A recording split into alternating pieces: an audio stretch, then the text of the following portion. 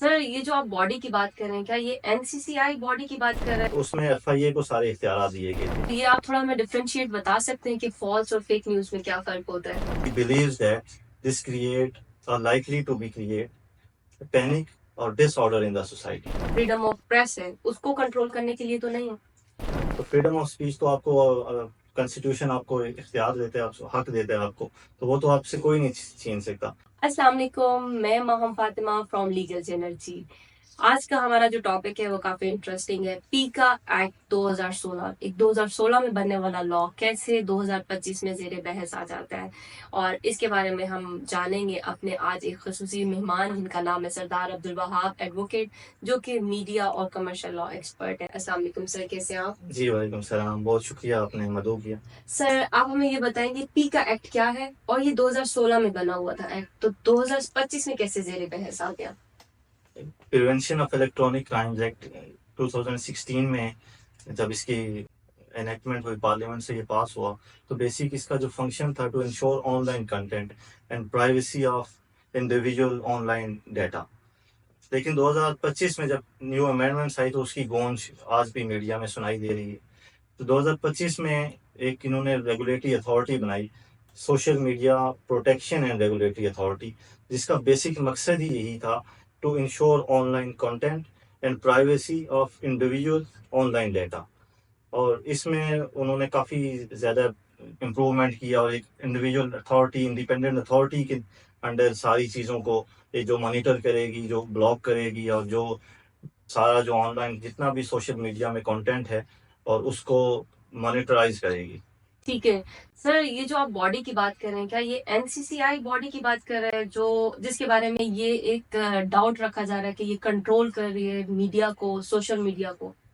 नहीं, देखें, जब जो prevention of electronic crime act था तो उसमें एफआईए को सारे इख्तियार दिए गए थे। तो जब ये अमेंडमेंट्स आई 2025 में, तो उन्होंने एक एनसीसीआई ए बनाई, national cyber crime investigation agency, जो एफआईए की तर्ज पे ही बनी, लेकिन उसको उसने सुपरसीड कर दिया। उसके जो सारे इख्तियार थे वो एनसीसीआई के पास चले गए। उसके जो पेंडिंग केसेस थे, जो पेंडिंग कंप्लेंट्स थी और जो इंक्वायरीज थी, वो सारी जब इसके रूल्स वगैरह बन जाएंगे तो फिर एनसीसीआई के पास चले जाएंगे और एनसीसीआई फंक्शनल हो जाएगी। ठीक है, तो सर ये एनसीसीआई और एफआईए का क्या रिलेशन है? क्या ये एफआईए इसको एनसीसीआई को सुपरवाइज करेगा, या इट्स अ नहीं, सेपरेट बॉडी? नहीं है। देखें, जो एनसीसीआई है ये इंडिपेंडेंट एजेंसी, इन्वेस्टिगेशन एजेंसी है, जिस तरह पहले एफआईए थी। और जब एनसीसीआई ये इसमें अमेंडमेंट्स के बाद उसको इख्तियार दे दिए गए, तो एफआईए का कोई सोशल जो साइबर क्राइम और सोशल मीडिया जो prevention of electronic crimes act है, इसमें कोई अब किरदार नहीं रहा। उसके सारे चूंकि केसेस मैंने जब पहले आपको अर्ज किया, जो सारे ट्रांसफर हो गए एनसीसीआई में। ठीक है। तो सर ये एनसीसीआई एक बॉडी बन गई है, एक रेगुलेटरी अथॉरिटी बन गई है, तो ये इंडिपेंडेंटली वर्क करेगी, तो क्या इसके अंदर जो हमें कंप्लेंट वगैरह करनी है तो वो उसके लिए हम साइबर क्राइम विंग के पास जाएंगे या इस बॉडी के पास जाएंगे? नहीं, इसमें सोशल मीडिया रेगुलेटरी अथॉरिटी बनाई है, उसके अंडर एक कंप्लेंट सेल है। वो कंप्लेंट सेल आपको कोई भी फेक इंफॉर्मेशन या फेक न्यूज़ आपको लगता है, आप उसको उसकी कंप्लेंट करते हैं, तो जो कंप्लेंट सेल है वो बाउंड है विद इन 24 आवर्स कि उसको देखे, उसको एग्जामिन करे और उसकी जो कंटेंट है उसको ब्लॉक करे ठीक और है। उस पर एक स्पीकिंग ऑर्डर पास करे। ठीक है। तो सर जैसे आपने खुद ही बता दिया, तो ये आप थोड़ा हमें डिफरेंशिएट बता सकते हैं कि फॉल्स और फेक न्यूज में क्या फर्क होता है? देखें, false and fake news 26A section है जो टीका का, वो इसको डील करता है। तो उसमें जो सेक्शन की वर्डिंग है कि whoever disseminate any information intentionally which he knows to be false or fake and he believes that this create or likely to be create panic or disorder in the society। तो उसको रोकने के लिए उन्होंने fake and fall news को रोकथाम के लिए, उसके तदारुक के लिए एक अमेंडमेंट की 26A में, और उसमें उन्होंने 3 years की पनिशमेंट रखी और up to 2 million fine. That is too much. अच्छा सर, आपको क्या लगता है कि क्या ये अमेंडमेंट्स की जरूरत थी? गवर्नमेंट को ये अमेंडमेंट करनी चाहिए थी? और क्या ये अमेंडमेंट्स आपके फ्रीडम ऑफ स्पीच पे तो नहीं किसी तरीके से इम्पैक्ट कर रही है? और हमारा जो मीडिया है वो इससे काफी ज्यादा नाराज भी है। उनका मतलब मिक्स किस्म के कमेंट्स हैं इस पे। क्या उनके ऊपर भी किसी तरीके से कंट्रोल किया जा रहा है? देखिए, जब 2016 में ये एक्ट आया था तो उस वक्त कुछ और सिनेरियो था। उस वक्त इतना ऑनलाइन कंटेंट या जो हमारे सोशल मीडिया की एप्स हैं या जो सोशल मीडिया जैसे ट्विटर है और फेसबुक है, इतना ज़्यादा रुझान उस तरह नहीं था। और स्नैपचैट और बाकी जो जितने भी ऑनलाइन कंटेंट है, ऑनलाइन जो प्लेटफॉर्म्स हैं सोशल मीडिया के, लेकिन हर चीज़ में इम्प्रूवमेंट भी होती है, उसमें चेंजेस भी आती हैं। तो वक्त के साथ साथ उसमें जो इन्होंने अमेंडमेंट की, मुझे समझता हूँ कि बहुत बेहतर हैं। और ये इन्होंने privacy of individual online data के लिए की और protection of to ensure the protection of online content. तो बेसिक इसका ये मकसद था। तो सर बात वही आ गई, क्या ये हमारे फ्रीडम ऑफ स्पीच पे या जो फ्रीडम ऑफ प्रेस है उसको कंट्रोल करने के लिए तो नहीं है? देखें, freedom of speech article 19 very much clear कि there is a freedom of speech, expression and freedom of press with certain limitations and conditions imposed by law. तो वो जो रिस्ट्रिक्शंस हैं या जो कंडीशंस हैं, आप उसको ब्रेक ना करें, उसको क्रॉस ना करें, तो फ्रीडम ऑफ स्पीच तो आपको कॉन्स्टिट्यूशन आपको इख्तियार देता है, आपको हक देता है आपको, तो वो तो आपसे कोई नहीं छीन सकता। लेकिन आप एक दायरा कार में रह के, बाउंड्रीज में रह के, तो आप जो भी काम करेंगे तो उसका एक इम्पैक्ट भी आएगा। जिस तरह आप किसी के बारे में भी कोई भी खबर दे दें और वो बाद में पता चले कि वो गलत थी, तो उसका जो इज्जत नफ्स मजरूह हुई या उसका जो नुकसान हुआ उस पर, तो उसका कोई अजाला नहीं था। तो उसको रोकथाम के लिए इन्होंने ये अमेंडमेंट्स की। और मैं समझता हूँ कि ये काफ़ी इसमें माशरे में हमारी जो सोसाइटी है उसमें काफ़ी बेहतरी आएगी इससे। ठीक, राइट सर। तो सर मीडिया लॉस के बारे में आप क्या कहेंगे? मीडिया बरादरी जो है इस पीका एक्ट के आने के बाद उन्होंने इस पे काफी कंट्रोवर्शियल कमेंट्स अपने दिए, किसी ने इसकी फेवर में, किसी ने इसकी अगेंस्ट। तो आपको लगता है वो भी कहते हैं कि हमें कंट्रोल करने के लिए, क्योंकि उनका भी मॉड है, वो सोशल मीडिया और डिफरेंट उनके सोशल मीडिया में जो प्लेटफॉर्म्स है उनको यूज करते हुए वो अपनी प्रोफाइल्स बना रहे होते हैं ना, तो क्या उनके राइट्स को तो नहीं किसी तरीके से इस पे कंट्रोल किया जा रहा?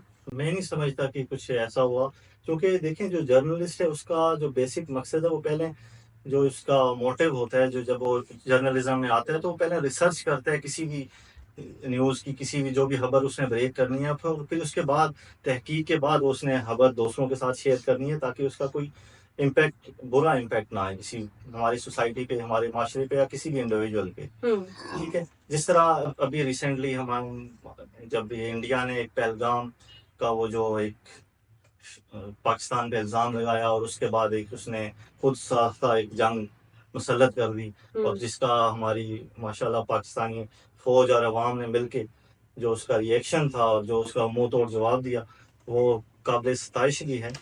तो जब इंडिया जो मीडिया था उसने इतना ज़्यादा उसको हाइप क्रिएट कर दी कि हमने कराची भी फतह कर दिया, हमने लाहौर में भी एयरपोर्ट पे कब्ज़ा कर लिया हमने, तो दूसरे दिन उनको उसकी अपनी वो जो फेक न्यूज़ थी या जो फॉल्स उन्होंने इंफॉर्मेशन अपने लोगों के साथ, अपनी जनता के साथ शेयर की थी, उस पर उन्होंने माफ़ी मांगी। तो ये बाद में माफ़ी मांगने से जो आपका नुकसान हो जाता है वो नाकाबिले तलाफ़ी होता है। तो मैं समझता हूँ कि ये जो अमेंडमेंट्स आई है, इससे काफ़ी ज़्यादा फेक एंड फॉल न्यूज़ का रोकथाम और इसका तदारुक हुआ। ठीक सर। सर इसमें एक और मैं आपसे क्वेश्चन पूछूंगी, थोड़ा फेमिनाइज हो जाएगा लेकिन पूछना जरूरी है। जैसे फीमेल्स के लिए कंटेंट सोशल मीडिया पे डाल दिया जाता है या थ्रेट किया जाता है कि आपके रिलेटेड ये कंटेंट जो है हम पब्लिश कर देंगे, या उनको हैरास किया जाता है, तो उसके रिलेटेड अगर रिपोर्ट करना हो तो तब भी हम एनसीसीआई को ही कांटेक्ट करेंगे, या हमें फिर दोबारा से FIA साइबर विंग की तरफ जाना होगा?